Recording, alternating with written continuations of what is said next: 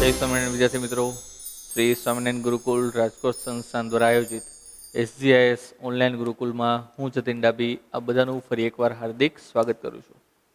મિત્રો, last lecture સુધી આપણે કુલમના નિયમનું અદિશ સ્વરૂપ અને સદિશ સ્વરૂપની ચર્ચા કરી ગયા છીએ.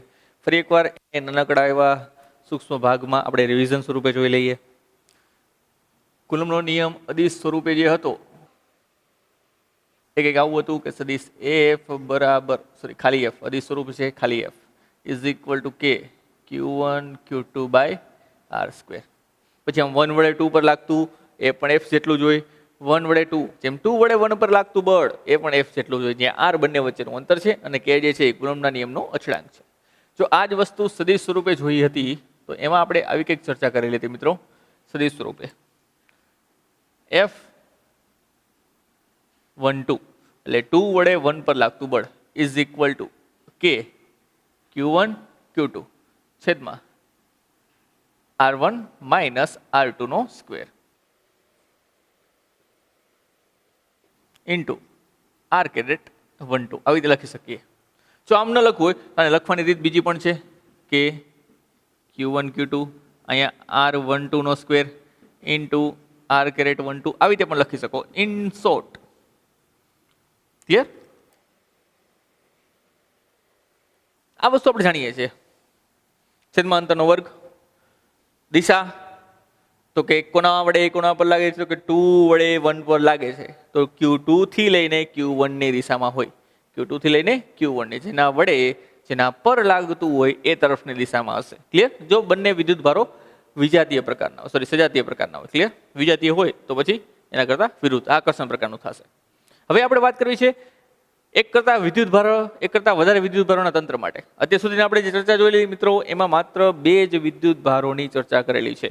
હવે ધારો કે એક કરતા વધારે વિદ્યુત ભાર ભેગા થાય કે ભાઈ આ જગ્યાએ Q1 જેટલો વિદ્યુત ભાર છે, આ જગ્યાએ Q2 જેટલો વિદ્યુત ભાર છે, આ જગ્યાએ Q3 જેટલો વિદ્યુત ભાર છે અને અહીંયા Q4 જેટલો વિદ્યુત ભાર છે. આવા 4 વિદ્યુત ભારોથી બનેલું તંત્ર છે Q1 Q2 Q3 અને Q4. તો તમને એમ કે ભાઈ Q2 ઉપર લાગતું પરિણામી બળ કેટલું એ શોધો. તો 1 વડે પણ લાગશે, 3 વડે પણ લાગશે અને 4 વડે પણ લાગશે. કારણ કે કુલમનો નિયમ જે છે એ 2 વિદ્યુત ભારો અને 2 વચ્ચેના અંતર માટે લાગુ પાડી શકાય. તો આ 2 વિદ્યુત ભારો છે, યસ. બંને વચ્ચે અંતર છે, યસ. તો સેમ વસ્તુ અહીંયા પણ છે અને સેમ વસ્તુ અહીંયા પણ છે. તો અહીંયા કુલમનો નિયમ આ ત્રણેય માટે લાગુ પાડી શકાય. 3 જોડ બને. પણ કુલ બળ શોધવું હોય તો શું કરીએ આપણે? તો કુલ બળ શોધવું હોય તો બધા જ બળો વડે જે કંઈ બધા જ વિદ્યુત ભારો વડે જે કંઈ પણ બળ લાગે છે, બધા જ વિદ્યુત ભારો વડે જે બળ લાગે છે બધા જ બળોનો શું કરવાનો? સરવાળો. પણ ખાલી સરવાળો નહીં, સદિશ સરવાળો. કેવો? સદિશ. કારણ કે બળ જે છે એ કેવી રાશિ છે મિત્રો? સદિશ રાશિ છે. તો આ જે સિદ્ધાંત બને છે એને જ સંપાતપણાનો સિદ્ધાંત કહેવાય છે. ચલો, તો આ જ વસ્તુને હું યામાક્ષમાં દર્શાવું. તો આ થશે x અક્ષ, આ થશે y અક્ષ, આ છે R1, આ છે R2, R3 અને આ છે R4. ક્લિયર? ચલો, તો અહીંયા Q2 ઉપર લાગતું આપણે બળ શોધવું છે. તો એના માટે આપણે સૌપ્રથમ ભણીએ સંપાતપણાનો સિદ્ધાંત.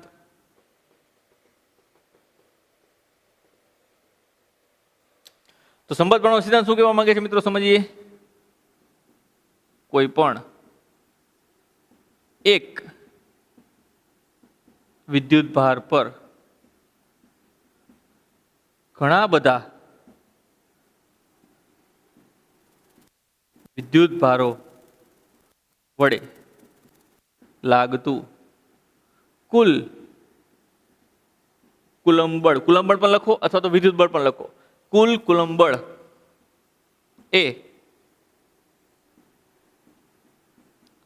પ્રત્યેક વિદ્યુત ભારો વડે લાગતા સ્વતંત્ર કુલંબ બળના સદિશ સરવાળા જેટલું હોય છે. મિત્રો, આ છે સંપાતપણાનો સિદ્ધાંત કે એક પર લાગતું કુલ બળ એ પ્રત્યેક બળોના સદિશ સરવાળા જેટલું હોય છે. એટલે એક્ઝામ્પલ તરીકે વાત કરીએ, ધારો કે મિત્રો Q1 વડે Q2 પર લાગતું બળ આ દિશામાં છે, જેને આપણે દર્શાવી દઈએ F21. Q3 વડે Q પર લાગતું બળ આ દિશામાં છે, જેને હું દર્શાવી દઉં મિત્રો F23. ચલો Q2 ને થોડીક વાર ભૂસી નાખીએ એટલે નડે નહીં વચ્ચે. અહીંયા લખી નાખું છું Q2. Q4 વડે તો Q4 વડે પણ મિત્રો Q2 પર બળ લાગશે આ દિશામાં, જેને આપણે દર્શાવી મિત્રો F24. જો બધા સમાન વિદ્યુત ભાર ધરાવતા હોય એટલે કે સજાતીય ધરાવતા હોય તો 4 વડે એ દિશામાં, 1 વડે આ દિશામાં, 3 વડે આ દિશામાં. તો આ 21, 23 અને 24 એ ત્રણેય વિદ્યુત ભાર વડે લાગતા સ્વતંત્ર કુલંબ બળો છે. તો Q2 પર લાગતું કુલ બળ જો તમારે શોધવું હોય તો એ દરેક સ્વતંત્ર કુલંબ બળોનો કેવો સરવાળો કરવો જોઈએ? સદિશ સરવાળો કરવો જોઈએ. ક્લિયર? તો લખીએ કયો ડેટા આપેલો છે અહીંયા. તો ભાઈ Q1 વડે Q2 પર લાગતું વિદ્યુત બળ, જેને હું F21 વડે દર્શાવું. ચલો સૂત્ર શું બનશે મિત્રો? આને જેમ જ બનાવવાનું છે કે Q1 Q2 કે Q1 Q2 છેદમાં R12 નો સ્ક્વેર ઇન્ટુ R12. કેમ? તો કે F21 ની દિશા કઈ બાજુ છે? તો કે અહીંયાથી લઈને આ બાજુની દિશામાં છે. તો આ બાજુની દિશા જે છે મિત્રો, આ બાજુની દિશા એ થશે R21. 1 વડે 2 પર છે ને, 1 વડે 2 પર, તો અહીંયા આવશે 21 નો સ્ક્વેર. 21, અહીંયા પણ આવશે 21. 21 નો મતલબ શું થયો? 1 થી લઈને 2 ની દિશામાં. તો બળની દિશા જો F21 ની દિશા R21 ની દિશામાં જ છે, તો ડોટ એની દિશામાંનો એકમ સદિશ. આવી જ રીતે મિત્રો Q3 વડે Q2 પર લાગતું વિદ્યુત બળ એ છે F23. 23 લખવાનું છે. તો એનું બળની દિશા આ બાજુ છે, એટલે કે આ બંને વચ્ચેનું અંતર અહીંયા લખી દઉં, જે છે મિત્રો R23 આ દિશામાં.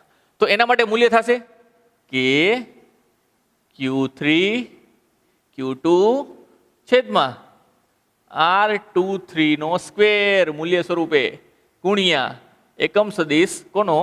R23 નો. એટલે કે એ બળની દિશા F23 ની દિશા એ R23 ની દિશામાં છે. એવી જ રીતે લાસ્ટ Q4 વડે Q2 પર લાગતું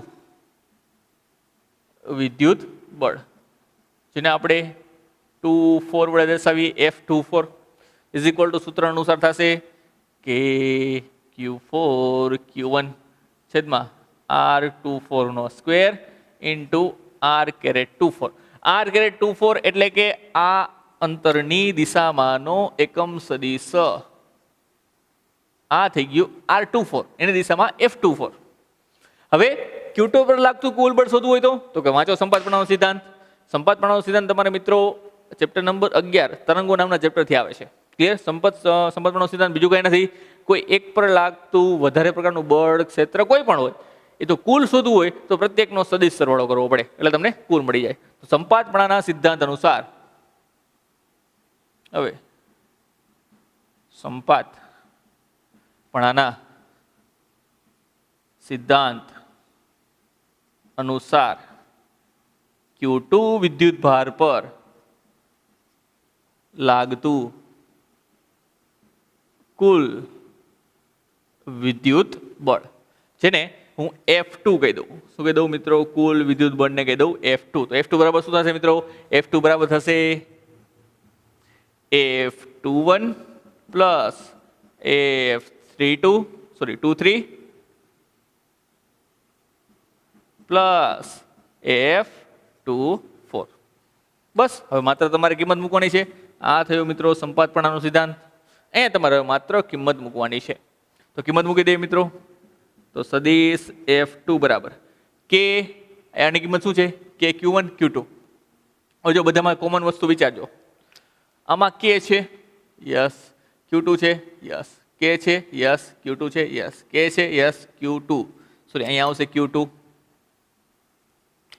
છે તો કે યસ તો બધાની અંદર કે Q2 કોમન નીકળશે તો કોમન કાઢી લઈએ કે Q2 ચલો પહેલામાં શું વધશે પહેલામાં વધશે Q1 ઇન્ટુ R કેરેટ 21 છેદમાં R21 નો સ્ક્વેર વત્તા આમાં શું વધશે આમાં વધશે Q3 ઇન્ટુ R કેરેટ 23 છેદમાં R23 નો સ્ક્વેર એવી રીતે આમાં શું વધશે મિત્રો Q4 ઇન્ટુ R કેરેટ 24 છેદમાં R24 નો સ્ક્વેર તો આ થઈ ગયું સદિશ સ્વરૂપ કોમન સાદુરૂપ તમને આવું મળે છે ધારો કે તમે આને એક ધારા સરવાળા સ્વરૂપે દર્શાવો તો કઈ રીતે દર્શાવે મિત્રો તો એને આવી રીતે લખી શકાશે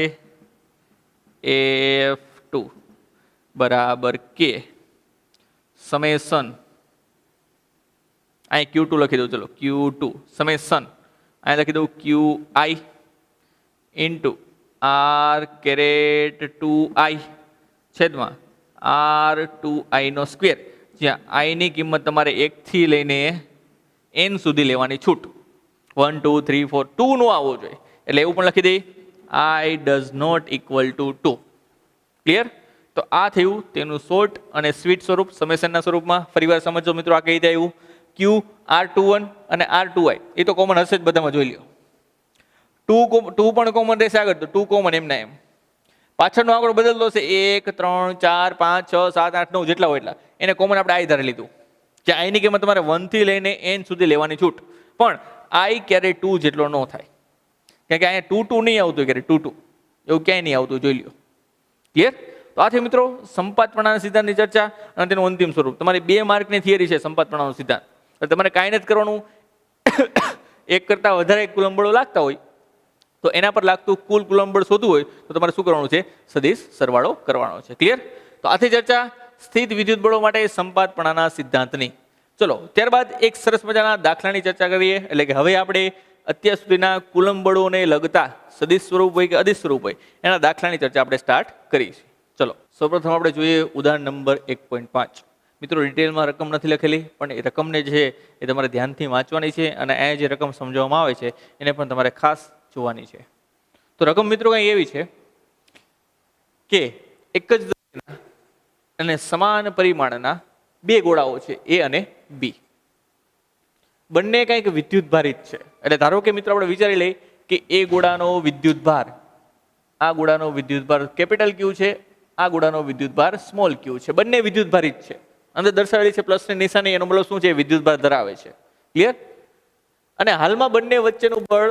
વચ્ચેનું અંતર 10 સેન્ટીમીટર છે ત્યારે બળ નોંધવામાં આવે છે એ કેટલું છે ધારો કે F જેટલું છે ઓબ્વિયસલી અપાકર્ષણ જ હશે કારણ કે ધન ધન છે એટલે બંને વચ્ચે શું થશે અપાકર્ષણ થશે ફરીવાર બોલું છું મિત્રો એ ગોળો અને બી ગોળો કાંઈ વિદ્યુતભાર ધરાવે છે બંને 10 સેન્ટીમીટર અંતરે મૂકેલા છે તો બંને વચ્ચે નોંધવામાં આવતું અપાકર્ષણ બળ ધારો કે કેટલું છે F જેટલું છે હવે શું કરવામાં આવે છે એ પણ તમને રકમની અંદર આપેલું છે બીજા 2 સમાન દ્રવ્યના અને એટલા જ પરિમાણવાળા એટલે જેટલું પરિમાણાનું છે એટલું જ પરિમાણાનું છે અને એટલું જ પરિમાણાનું છે તો એવા વિદ્યુતભાર વિહીન એવા 2 ગોળાઓ રાખેલા છે C અને D ક્લિયર કે જેની પાસે કોઈ નેટ વિદ્યુતભાર વધતો નથી પ્રક્રિયા હવે કરવામાં આવે છે શું તો કે A નો C સાથે સંપર્ક કરવામાં આવે છે A નો C સાથે ભૌતિક સંપર્ક કરવામાં આવે છે અને છૂટા પાડી દેવામાં આવે છે અને B નો D સાથે ભૌતિક સંપર્ક કરાવીને છૂટા પાડી દેવામાં આવે છે તો મિત્રો આપણે લાસ્ટ શરૂઆતમાં વિદ્યુતભારોની લાક્ષણિકતા જોઈ લીધી ત્યારે જ આપણે ચર્ચા કરી લીધી કે જ્યારે તમે વિદ્યુતભાર આ વિદ્યુતભારનું પ્રેરણ થયું ને C ઉપર વિદ્યુતભાર નથી ને હવે વિદ્યુતભાર આવી ગયો તો એ શું થયું વિદ્યુતભારનું પ્રેરણ પણ ભૌતિક સંપર્ક દ્વારા તો જ્યારે સમાન પરિમાણના એક જ દ્રવ્યના બનેલા ગોળાઓને એકબીજાના ભૌતિક સંપર્કમાં લાવીને છૂટા પાડવામાં આવે તો બંને પર વિદ્યુતભાર સમાન મૂલ્યનો વિતરિત થશે તો A પાસે ધારો કે 4+ છે C પાસે કાંઈ નથી સંપર્ક કરાવીને છૂટા પાડો તો A પાસે 2+ આવશે અને C પાસે પણ 2+ આવશે એટલે કે આનો કુલ વિદ્યુતભાર Q હતો મિત્રો આનો કુલ વિદ્યુતભાર Q અને બંને પાસે 0 તો હવે આની પાસે વૈધો Q/2 અને આની પાસે પણ વૈધો Q/2 સેમ વસ્તુ પ્રોસેસ B ની અંદર પણ કરવામાં આવે છે મિત્રો B પાસે વિદ્યુતભાર છે સ્મોલ q આની પાસે કાંઈ નથી સંપર્ક કરાવીને છૂટા પાડો તો બંને પાસે વધશે સ્મોલ q/2 બંને પાસે કેટલો વધશે? Small q by 2. એટલે કે હવે એ પરનો વિદ્યુતભાર ગણાય મિત્રો કેપિટલ ક્યુ બાય 2 અને બી પરનો વિદ્યુતભાર ગણાય મિત્રો સ્મોલ ક્યુ બાય 2. તો હવે પાછા સંપર્ક કરાવીને છૂટા પડેલા એ અને બી ગોળાઓને એકબીજાથી પહેલા કરતા અડધા અંતરે ગોઠવીએ. તો પહેલા કેટલું અંતર હતું મિત્રો? 10 સેન્ટીમીટર. હવે કેટલું છે? 5 સેન્ટીમીટર. જો 5 સેન્ટીમીટર પહેલા કરતા અડધા અંતરે ગોઠવવામાં આવે તો અપાકર્ષણ બળમાં એટલે કે નવું અપાકર્ષણ બળ એ પહેલા કરતા કેટલું થશે એ તમારે શોધવાનું છે. એટલે પહેલા કેટલું નોંધેલું હતું? F. તો હવે કેટલું થશે મિત્રો એ આપણે શોધવાનું છે. તો બસ આપણી પાસે વિદ્યુતભારના મૂલ્ય તો છે જ તે.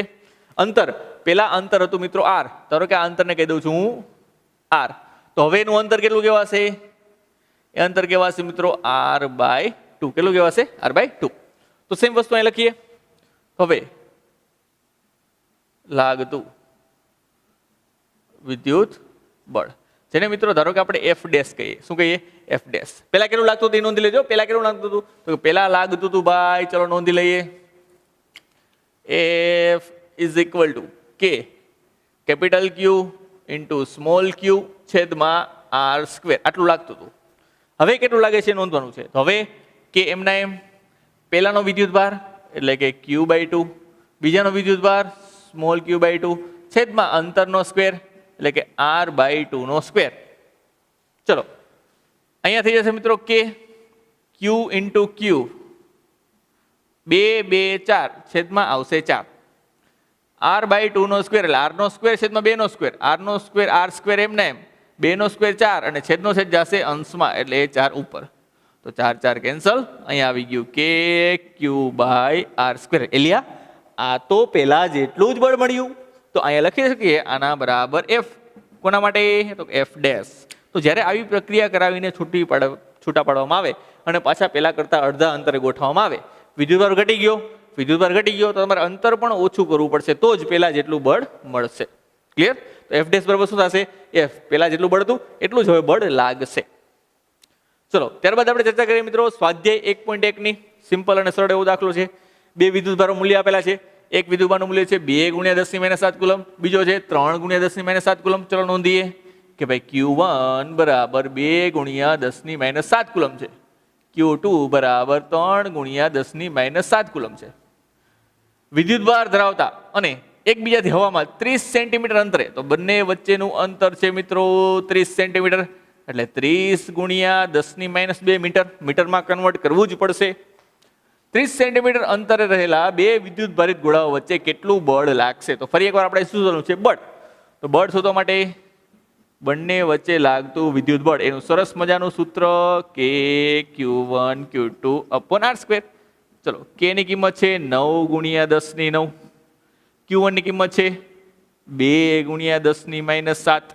Q2 ની કિંમત છે 3 × 10⁻7 છેદમાં r². r બરાબર 30 × 10⁻2.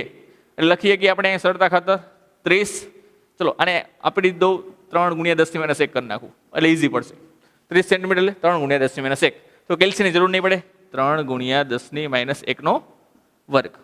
ચલો ઉપર થશે 3 દુ 6. 9 એમને એમ રાખી મિત્રો 6 ઘાત -7 -7 -14 છેદમાં અહીંયા થશે 3² 9 10⁻2. તો આ 9 કેન્સલ. ઉપર વધશે મિત્રો 6. ઘાતની ચર્ચા કરીએ તો -2 ઉપર જાય એટલે +2 એટલે 9 ને +2 11. 14 માંથી 11 જાય એટલે 3. તો અહીંયા થશે મિત્રો 10⁻3 ન્યૂટન. તો આટલું બળ બંને વચ્ચે લાગશે. ક્લિયર? મિત્રો બેઝિક આવા જ દાખલા છે. બેઝિક સાદા એવા સિમ્પલ અને માત્ર સૂત્ર આધારિત. થોડુંક તમારે ક્યારેક મગજ દોડાવવાનું રહેશે. તો બાકીના દાખલાઓની ચર્ચા પણ આપણે કન્ટિન્યુ રાખીશું પરંતુ નેક્સ્ટ લેક્ચરમાં. તો મળીએ મિત્રો નેક્સ્ટ લેક્ચરમાં. ત્યાં સુધી જય સ્વામિનારાયણ.